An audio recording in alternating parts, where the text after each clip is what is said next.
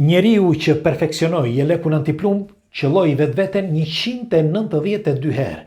Pra gjatë testeve ai rrezikoi bile shpëtoi për një qime disa herë, por qëlloi vetveten 192 herë. Madje kur e shpiku pra këtë perfeksion të jelekut antiplumb, në fund fare nuk mundi as ta regjistronte në emrin e tij. Kjo është historia e çuditshme e historisë së jelekut antiplumb. Kush është rastësisht e nuk e ka bërë ende, le t'i bëj like faqes si që jemi sërish dhe ju falenderit që jemi prerë bashkë. Sinqerisht falenderit Shqipe. Ishte viti 1923. Në New Kensington të Pensilvaniës lindi një vajzë me emrin Stephanie Wolek. Stephanie lindi nga një familje thjeshtë, normale. Mirë po, kur ishte ende e mitur, babaj saj vdiq, e re ishte, jo e mitur, dhe gjatë asaj periudhe ajo e përjetoi shumë keq këtë, sepse ishte shumë e lidhur me tatin. Dhe Stephanie dëshironte që të bëhej mjeke, sepse thoshte që nëse i ndodh gjë mamas time, unë do ta shpëtoj. Dhe me kalimin e kohës ajo studionte dhe ishte një nga studentet më perfekte në shkollë. Por kur erdhi momenti që të zgjidhte se çfarë do të bënte, nuk mundej që të bënte për mjeksi sepse kushtonte shumë. Dhe meqense donte shumë para, ajo donte që t'i afrohej mjekësisë dhe studioi për kimi. Dhe vazhdoi për kimi me nota të shkëlqyera. Ishte një nga studentet më të mira. Në fakt, sapo përfundoi studimet, Stephanie u angazhua ose e morë në punë një shoqëri shumë e madhe, që në atë kohë kjo shoqëri bënte le të themi goma për makina dhe kable plastik ose brenda me fije. Dhe e angazhuan në punë.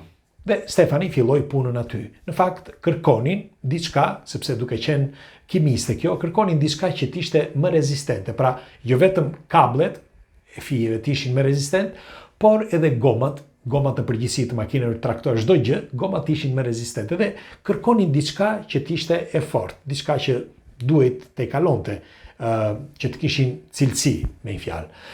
Kompania ishte një kompani normale, nuk kishte ndonjë çmim kush e di se sa ose të vlente kush e di se sa, dhe Stephanie filloi që të bënte disa teste. Gjatë testeve, Stephanie hasi në diçka fantastike, sepse a filloi që të punonte me polimerët. Dhe përmjet këtyre polimerëve zbuloi një lloj lëngu, një lëng të çuditshëm. Dhe e provoi. Donte që ta provonte, por makinisti i tha, jo, mos e provo se më prishet ta, se kishte hallë se mos prishishin makinerit. Ajo donte ta provonte dhe bëri ç'është e mundë, tha do ta pagoj unë. Dhe si përfundim, edhe kundër kompanisë, kundër shefave të gjithë, ajo e testoi. Dhe aty zbuloi copën më rezistente ose materialin më rezistent të gjitha kohërave të mbrojtjeve antiplumb.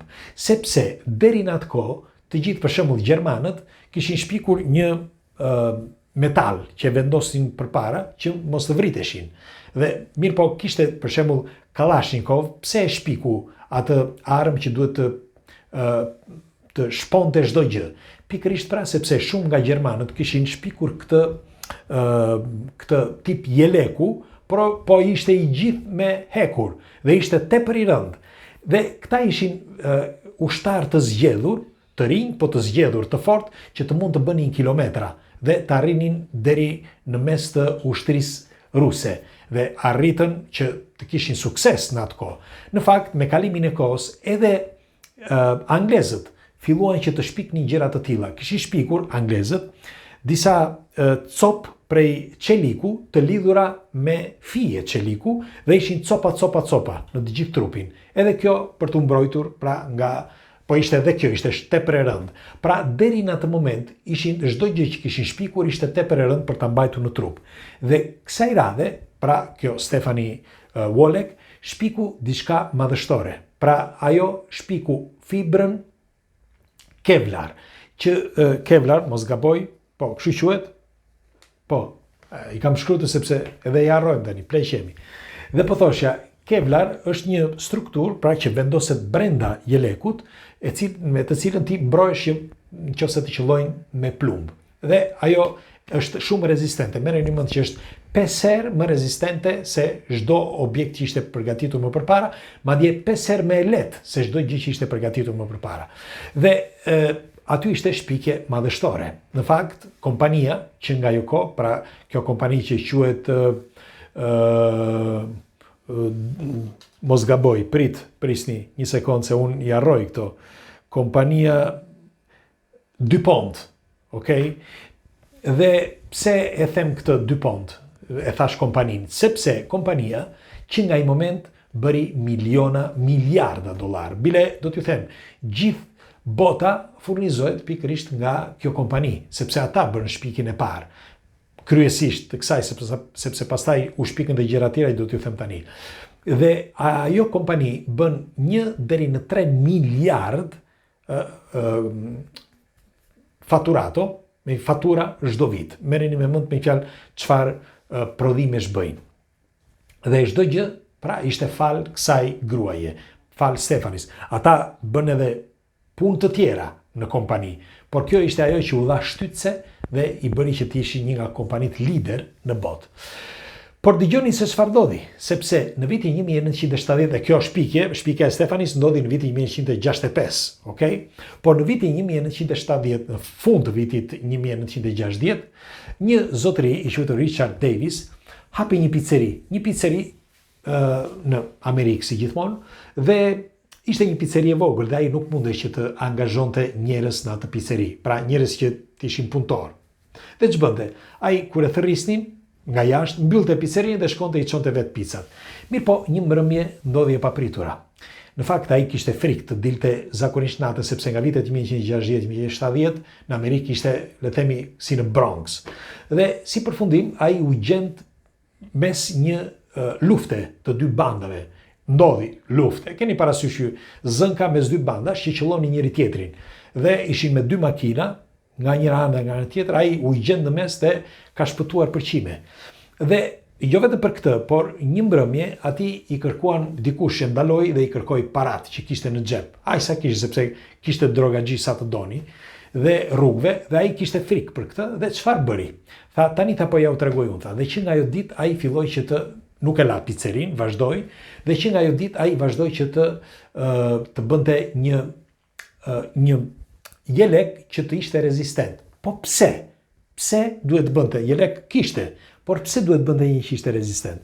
Pikërisht pra sepse atë mbrëmje zbuloi diçka vërtet shumë të çuditshme.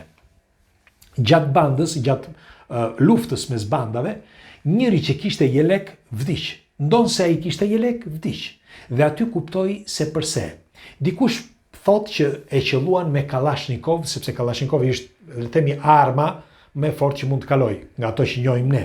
Por ka dhe të tjera akoma më të fort si armë. Dhe nga ty nga vitet 1970, si që thash, ndoshta e kishin qelluar me ndonjë armë tjetër. Megjithatë nuk jam tepër informuar, askush nuk e di dhe këtë në fakt.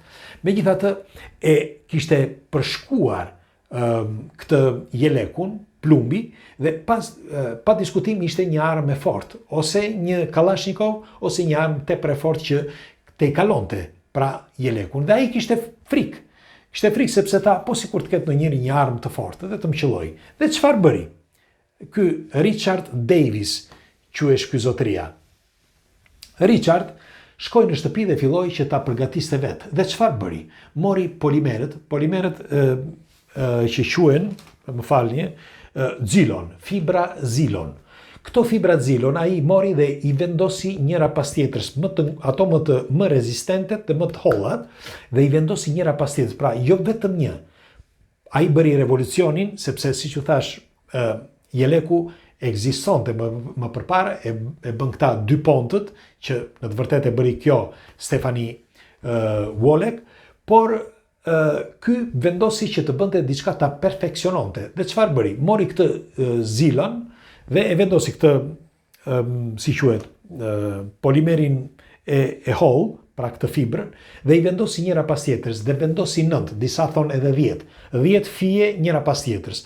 Nëse ishin 9 apo 10 fije, por të holla, sepse deri në atë moment vendosnin një nga ky polimeri, nga kjo fibra, pra si që kishte dy ponti, por ai vendosi të bënte diçka. Pse këtë?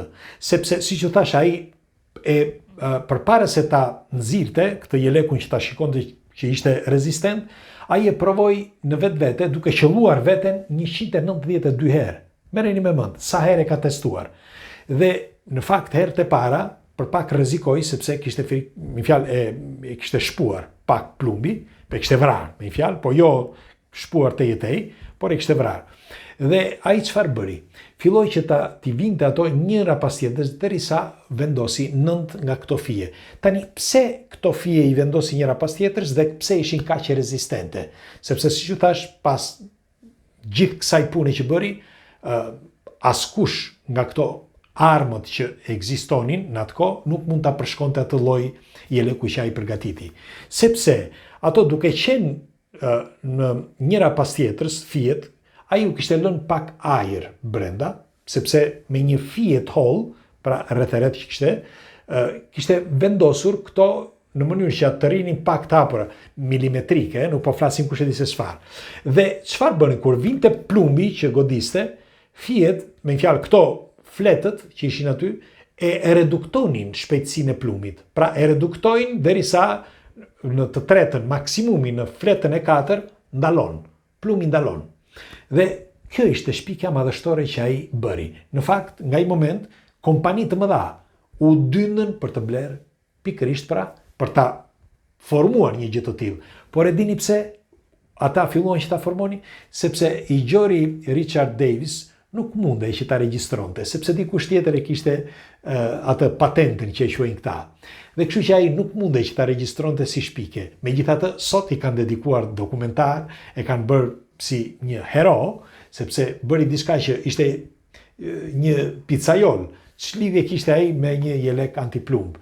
Edhe megjithatë, sot e kujtojnë, por prap nuk i japin me fjalë thjesht një merit, por nuk i dhanë më, sepse më duket se ai vdiq aty nga vitet 2000 ca, mos gaboj, ishte i plakur në atë kohë, por doja t'ju thosha që kjo ishte historia e çuditshme e jelekut antiplumb dhe shpikjes që bën. Sot ju shikoni për shembull disa shpike, dikush me fik për shembull që godet ato jelekët antiplumb që sot janë shumë rezistent, por merreni me mend, sot kemi teknologji të zhvilluar dhe kemi shpikur le të themi materiale rezistente shumë herë më të mëdha se viteve 60. Megjithatë, ajo që shpiku Richard Davis, pra që perfeksionoi Richard Davis, ishte madhështore.